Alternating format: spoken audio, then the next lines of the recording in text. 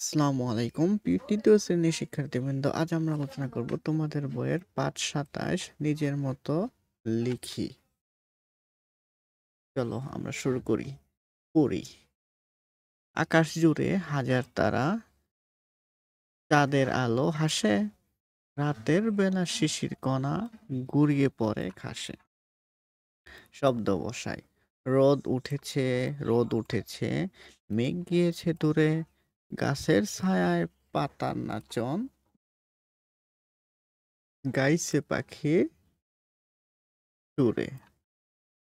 বৃষ্টি এলো, কাঁপলো পাতা বাঁশের বন, ঝমঝমিয়ে বৃষ্টি এলো, তাই না দেখে নাচছে মন।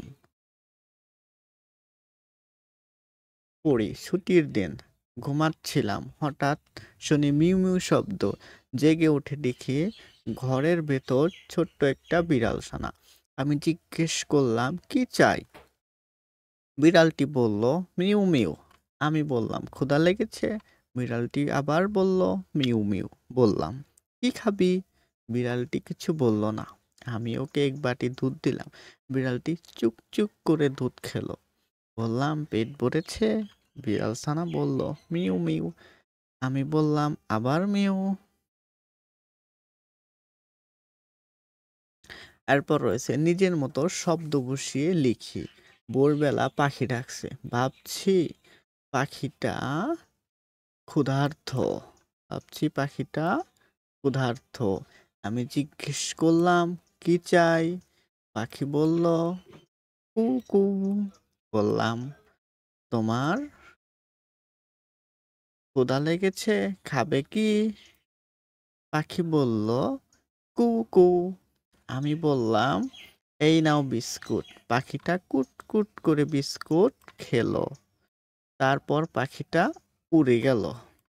এটা হচ্ছে তোমাদের আগের পাঠের মতোই, তার সাথে মিলিয়ে তোমাকে পাখির সাথে মিলিয়ে লিখতে হবে। এখানে উত্তর দিয়ে দেওয়া আছে, তোমরা মিলিয়ে নিতে পারো।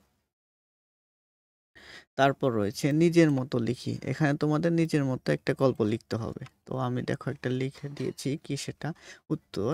মানুষ প্রকৃতিকে ভালোবাসে, প্রকৃতির সঙ্গে এক নিবিড় টান রয়েছে মানব মনের। চাঁদ, সূর্য, নদী, বৃষ্টি, পাখি, জ্যোৎস্নারাত সবই প্রকৃতির অনন্য উদাহরণ। জ্যোৎস্না স্নান শোভিত রাতকে মানুষ উপভোগ করে। পাখির কিচিরমিচির শব্দে ঘুম ভাঙে এবং হঠাৎ বৃষ্টিতে মানব মন প্রফুল্ল হয়ে ওঠে। প্রকৃতির সঙ্গে মানব মনে রয়েছে অবিচ্ছেদ্য আত্মিক টান। এই হচ্ছে তোমাদের পাঠের অংশ। এখান থেকে অতিরিক্ত বলতে হবে, তোমাদের কিছু বিপরীত শব্দ রয়েছে। দেখুন দূরে, কাছে, হাসে, কাঁদে, রাত দিন, ভেতর বাহির, ঘন পাতলা। তারপর রয়েছে কিছু যুক্ত বর্ণ। বৃষ্টি মূর্ধন্য ষ টা মূর্ধন্য স যোগ ট, দৃষ্টি কষ্ট ঘুমাচ্ছিলাম চয় ছ চ যোগ ছ, ইচ্ছা স্বেচ্ছা টয় র ফালা ট যোগ ট, ছোট্ট টয় টয় ছোট্ট টয় টয় ট যোগ ট, ভুট্টা চট্টগ্রাম জিজ্ঞাসা বর্গীর জয় ইয় বর্গীর জ যোগ ইয়, অজ্ঞ জ্ঞানী যুক্ত খরশুকার খু, ক যোগ মধ্যাহ্ন স রস্যকার ক্ষুদ্র ক্ষুব্ধ।